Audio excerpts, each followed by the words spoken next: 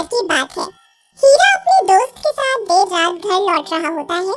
तभी रास्ते में एक बरगद का पेड़ आता है। उस पेड़ के नीचे एक 100 रुपए का नोट पड़ा होता है। उसे देखकर हीरा खुश हो जाता है। अरे वाह वाह वाह, आज तो लॉटरी लग गई। रामू भाई, वो देखो 100 रुपए का नोट।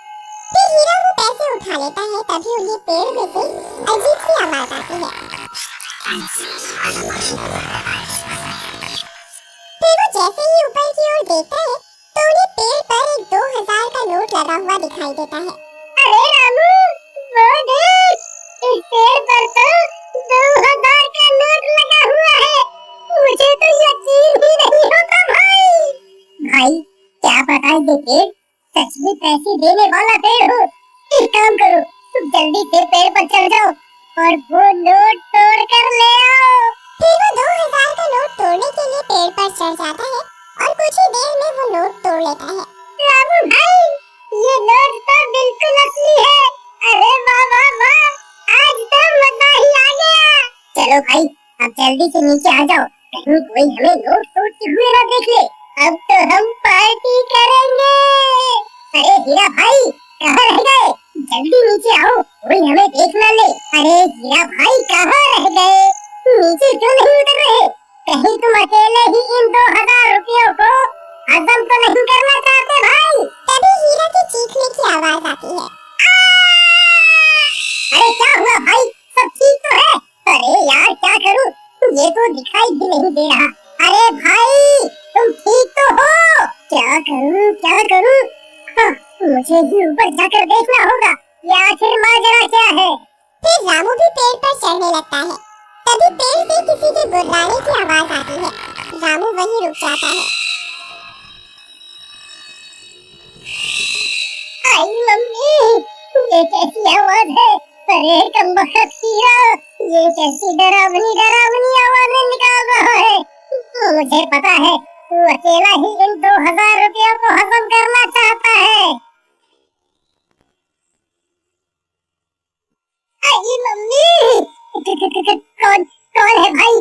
अरे हीरा, तेरा नाम सुनकर कमबख्त, तुझे क्या लगता है तू मुझे यूं डरा कर 2000 रुपए हजम कर जाएगा? मैं अपने हिस्से के पैसे नहीं छोड़ूंगा। फिर डर के मारे रामू वहाँ से भाग जाता है। अरे मर गया रे, मर गया रे। सुबह होने पर रामू सीधा हीरा के घर हिस्से के पैसे लेने पहुँच जाता है। ए हीरा, दरवाजा खोल, मैं अपने हिस्से के पैसे लेने आ गया। चल जल्दी मेरे पैसे निकाल। फिर हीरा की पत्नी दरवाजा खोलती है। रामू भैया, अच्छा हुआ आप आ गए।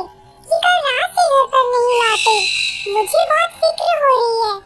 आप कुछ कीजिए ना। कहीं ये कमबख्त सारे पैसे लुटाने के लिए शहर तो नहीं निकल गया? नहीं नहीं, हीरा एक नंबर का कंजूस है।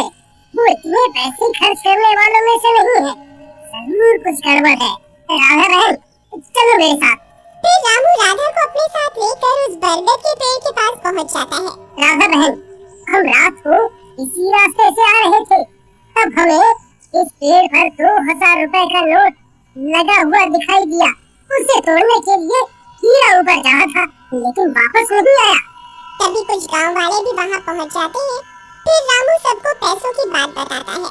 अरे भाई हरिया, जरा पेड़ पर चढ़कर तो देख, हीरा भाई वहाँ है या नहीं? फिर हरिया पेड़ पर चढ़ जाता है और बहुत देर ढूंढने पर भी उसे हीरा का कोई नामो निशान नहीं मिलता। भाई, यहाँ ऊपर कोई आदमी नहीं है। ये कैसे हो सकता है?